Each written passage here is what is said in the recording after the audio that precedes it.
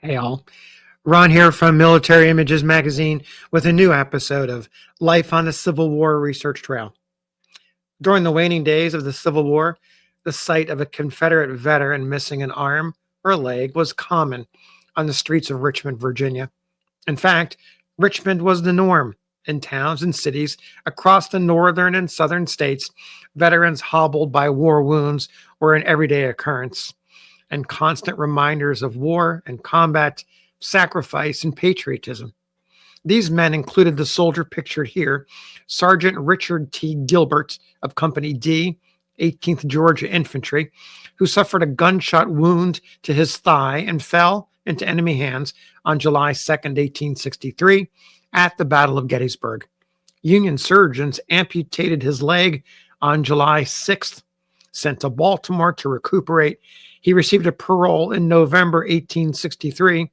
The same month, President Abraham Lincoln provided a few words, a short address to dedicate the Soldiers' National Cemetery.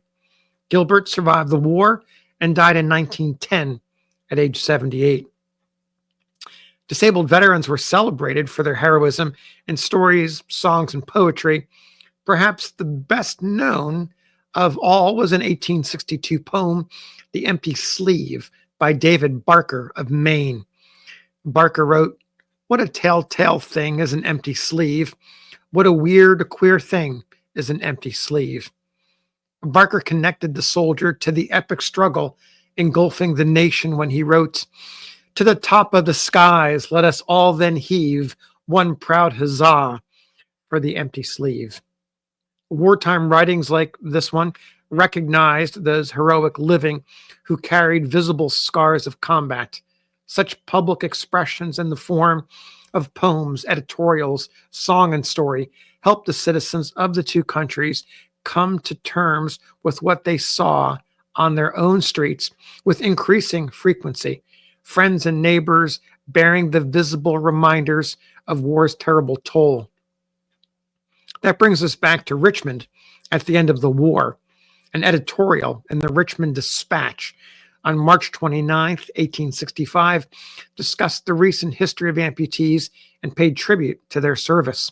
The essay reveals how the presence of these men increased as the war continued and how the people of Richmond felt about them.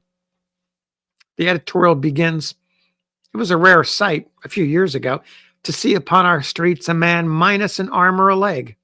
When such a sight was seen, a railroad collision occurred to the mind as the probable cause. We rarely saw men without legs and arms before the present struggle, and one who had actually lost either in battle was an object of wonder and admiration. And now, the spectacle is so common that no man need feel at all singular or have any sensitiveness about attracting attention by being without an arm or leg. In fact, if a gentleman should walk up to you in the street with his head in his hand and ask you to direct him to the proper office for transportation and furlough, remarking that it was the first time he had applied for leave of absence during the war and that he intended to return punctually to his post at the expiration of his time, you would scarcely be astonished at the phenomenon. The gentlemen with legs and arms are now becoming oddities and sometimes suspicious characters. There once was a grenadier of Napoleon, we have forgotten his name, who had earned the distinction of first grenadier of the empire.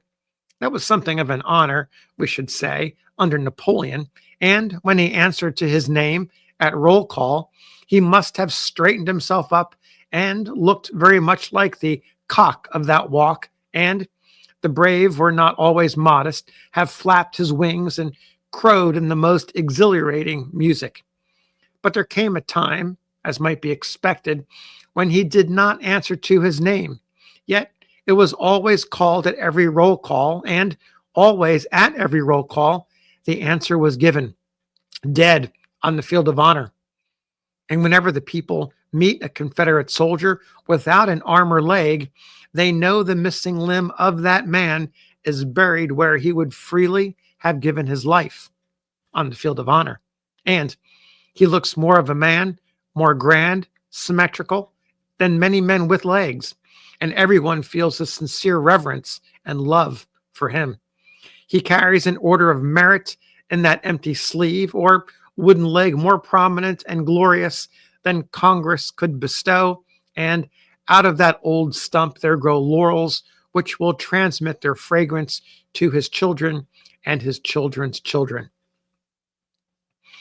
That's just one example, one editorial of the many that appeared in newspapers during the Civil War period discussing the presence of amputees, the sacrifices that they made, and how the individuals in those towns became acquainted with the men and their injuries so that they could also better appreciate the sacrifice and then try to help them as best they could.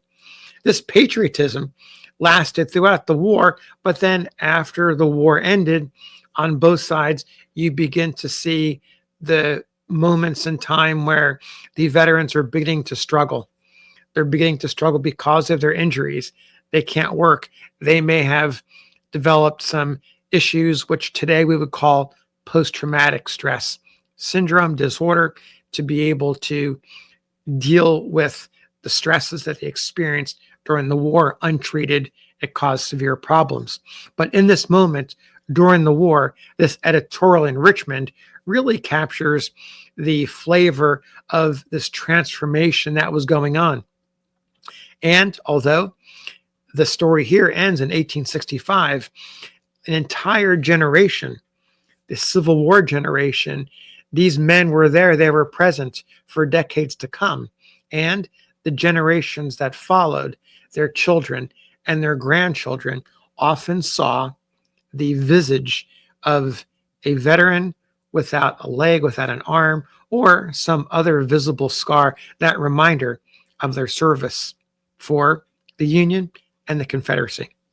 So thanks for listening. We'll see you on the next episode of Life on the Civil War Research Trail.